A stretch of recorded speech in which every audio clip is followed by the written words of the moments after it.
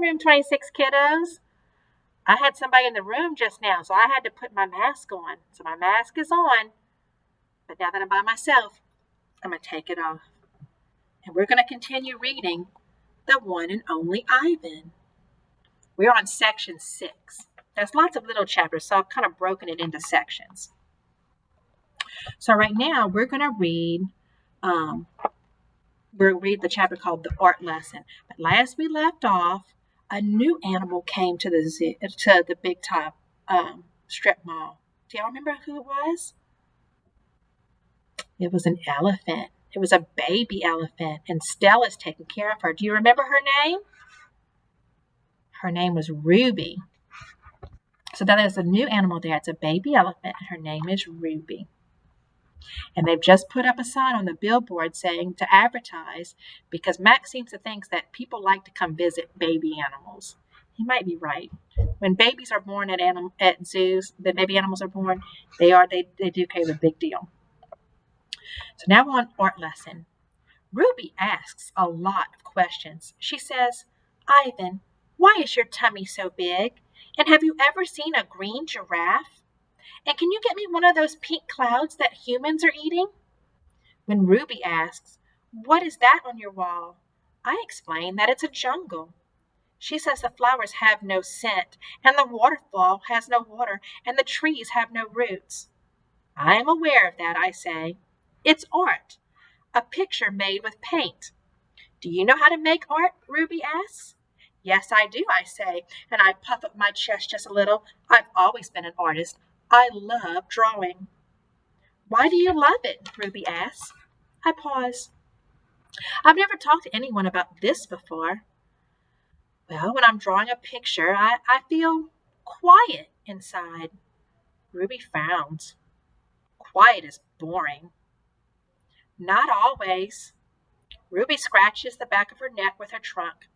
What do you draw anyway? Bananas mostly. Things in my domain. My drawings sell at the gift store for $25 a piece with a frame. What's a frame? Ruby asks. What's $1? What's a gift store? I close my eyes. I'm a little sleepy, Ruby. Have you ever driven a truck? Ruby asks. I don't answer. Ivan, Ruby asks, can Bob fly? What kind of animal is Bob? Bob is a dog. Can dogs fly? A memory flashes past, surprising me. I think of my father snoring peacefully under the sun while I try every trick I know to wake him. Perhaps I realize he wasn't such a sound sleeper after all. Ruby's acting like a little kid, huh? Do any of y'all have little brothers and sisters? Sometimes they keep asking question after question. See, little kids don't stop, do they? Well, Ruby's a little kid. She's an elephant, but she's a little baby elephant. Treat. How's that foot, old girl? George asks Stella. Stella pokes her trunk between the boars. She inspects George's right shirt pocket for the treat he brings her every night without fail. George doesn't always bring me treats. Stella's his favorite. But I don't mind. She's my favorite too. Stella sees that George's pocket is empty. She gives George a frustrated nudge with her trunk, and Julia giggles. Stella moves to George's left pocket and discovers a carrot. She nimbly removes it. Mack walks past. Toilet's plugged up in the men's bathroom, he says. Big mess. I'll take care of it, George sighs. Mack turns to leave. Before you go, Mack, George says, you might want to take a look at Stella's foot. I think it's infected again. Darn thing never does heal up right. Mack rubs his eyes. I'll keep an eye on it. Money's tight, though. Can't be calling the vet every time she sneezes. George strokes Stella's trunk. She inspects his pockets one more time, just in case. Sorry, girl, George says as he watches Mack walk away. Elephant jokes. Ivan? Bob? I blink. The dawn sky is a smudge of gray, flecked with pink, like a picture drawn with 2 crayons. I can just make out Ruby in the shadows, waving hello with her trunk. Are you awake? Ruby asks. We are now, says Bob. Aunt Stella's still asleep, and I don't want to wake her because she said her foot's hurting. But I'm really, Ruby pauses for a breath, really bored. Bob opens one eye. You know what I do when I'm bored? What? Ruby asks eagerly. Bob closes his eye. I sleep. It's a little early, Ruby, I say. I'm used to getting up early. Ruby wraps her trunk around one board on her door. At my old circus, we always got up when it was still dark, and then we had breakfast, and then we walked in a circle, and then they chained my feet up. And that really hurt. Ruby falls silent. Instantly, Bob is snoring. Ivan? Ruby asks. Do you know any jokes?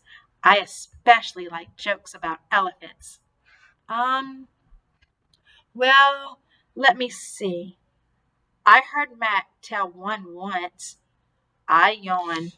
Uh, how can you tell that an elephant has been in the refrigerator? How? By the footprints in the butter. I think an elephant would leave more than footprints in your butter if they were in your fridge. Ruby doesn't react. I sit up on my elbows, trying not to disturb Bob. Get it? What's a refrigerator? Ruby asks. It's a human thing, a cold box with a door. They put food inside. They put food in the door? Or food in the box? And is it a big box, Ruby asks, or a little box? I can see this is going to take a while, so I sit all the way up, and Bob slides off, grumbling. I reach for my pencil, the one I snapped in half with my teeth. Here, I say, I'll draw you a picture of one. In the dim light, it takes me a minute to find a piece of paper Julia gave me. The page is a little damp and has a smear of something orange on it. I think it's from a tangerine. I try my best to make a refrigerator. The broken pencil is not cooperating, but I do what I can. By the time I'm done, the first streaks of morning sun have appeared in flashy cartoon colors. I hold up my picture for Ruby to see. She studies it intently, her head turned so that one black eye is trained on my drawing. Wow, you made that. Is this the thing you were telling me about before? Art? Sure is. I can draw all kinds of things. I'm especially good at fruit. Could you please draw a banana right now? Ruby asks. Absolutely. I turn the paper over and sketch. Wow, Ruby says again in an awed voice when I hold up the page. It looks good enough to eat. She makes a happy lilting sound, an elephant laugh. It's like the song of a bird I recall from long ago, a tiny yellow bird with a voice like dancing water. Strange, I'd forgotten all about that bird, how she'd wake me every morning at dawn when I was still curled safely in my mother's nest. It's a good feeling making Ruby laugh. So I draw another picture and another along the edges of the paper, an orange, a candy bar, a carrot. What are you two up to? Stella asks, moaning as she tries to move her sore foot. How are you this morning? I ask. Just feeling my age, Stella says, but I'm fine. Ivan is making me pictures, Ruby says, and he told me a joke. I really like Ivan, Aunt Stella. Stella winks at me. Me too, she says. Ivan, want to hear my favorite joke? Ruby asks. I heard it from Maggie. She was one of the giraffes in my old circus. Sure, I say. It goes like this. Ruby clears her throat. What do elephants have that nothing else has? Trunks, I think, but I don't answer because I don't want to ruin Ruby's fun. I don't know, Ruby, I replied. What do elephants have that nothing else has? Baby elephants, Ruby says. Good one, Ruby, I say, watching Stella stroke Ruby's back with her trunk. Good one, Stella says softly. Children. Once I asked Stella if she's ever had any babies. She shook her head. I never had the opportunity. You would have made a great mother, I told her. Thank you, Ivan, Stella said, clearly pleased. I like to think so. Having young ones is a big responsibility. You have to teach them how to take mud baths, of course, and emphasize the importance of fiber in their diet. She looked away, contemplating. Elephants are excellent at contemplating. I think the hardest part of being a parent, Stella added after a while, would be keeping your babies safe from harm, protecting them. The way silverbacks do in the jungle, I said.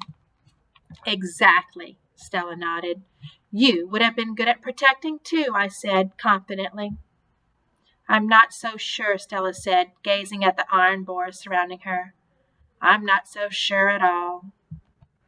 Aw, Stella sounds sad. It sounds like Stella wants to really protect Ruby, doesn't she? But I bet Stella would have been a good mother because she seems to be very sweet and kind to Ivan and Bob, and we know how sweet she's being to Ruby. So I agree with Ivan. I think she would have been a great mother. Well, this is where we're going to stop, guys.